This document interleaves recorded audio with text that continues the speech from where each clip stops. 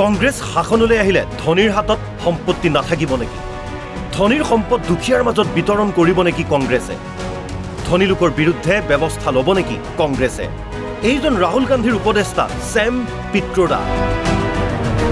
কংগ্ৰেছৰ প্ৰবাসী ভাৰতীয় কোষৰ অধ্যক্ষ ছেম পিট্ৰোডাৰ এক মন্তব্য এতিয়া কংগ্ৰেছৰ বাবে আত্মঘাতী গলত পৰিণত হৈছে। ANIৰে হোৱা এক সাক্ষাৎকাৰত ছেমে সম্পদৰ সমবিতৰণৰ কথা উল্লেখ কৰিছে। If we come up with a minimum wage in the country, saying you must pay so much money to poor, now that's distribution of wealth. কি কৈছে ছেম পিট্ৰোডাই? আমেৰিকাত উত্তৰাধিকাৰ কৰ আছে। যদি এজনৰ হাতত $10 কোটি সম্পত্তি থাকে আৰু মৃত্যুৰ সময়ত তেওঁ 45% নিজৰ সন্তানলৈ হস্তান্তৰ কৰিব পাৰে, 55% সম্পত্তি চৰকাৰৰ হাতলৈ যায়। এনেকুৱা বিষয়ৰ ওপৰত বিতৰ্ক আৰু আলোচনা কৰিব লাগে। Nothing wrong in being rich, nothing wrong in accumulating wealth, but to what point?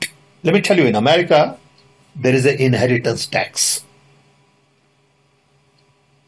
So if, let's say, one has $100 million worth of wealth, and when he dies, he can only transfer probably 45% to his children. 55% is grabbed by government. Now that's an interesting law.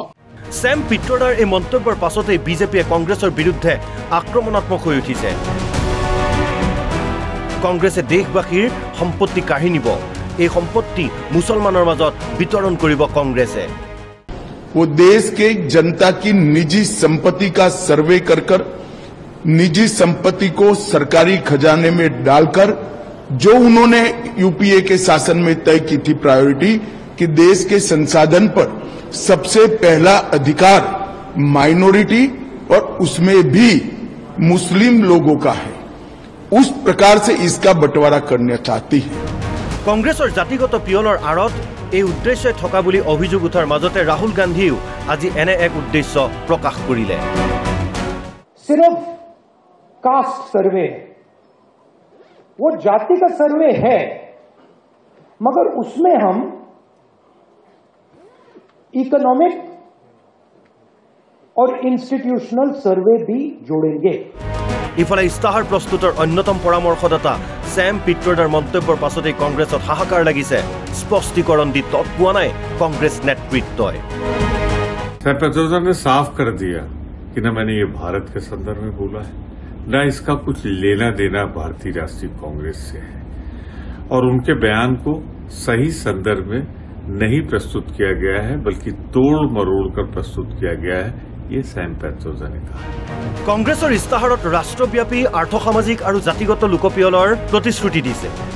অৱশ্যে ইয়াত কোনো ধৰণৰ সম্পদ পুনৰ বিতৰণ পৰিকল্পনাৰ কথা উল্লেখ কৰা হোৱা নাই। দ্বিতীয় পৰ্যায়ৰ নিৰ্বাচনৰ প্ৰাক মুহূৰ্তত ছেম পিট্ৰোডাৰ এই মন্তব্যই কংগ্ৰেছৰ যথেষ্ট ক্ষতি কৰিব। News desk report, NB news.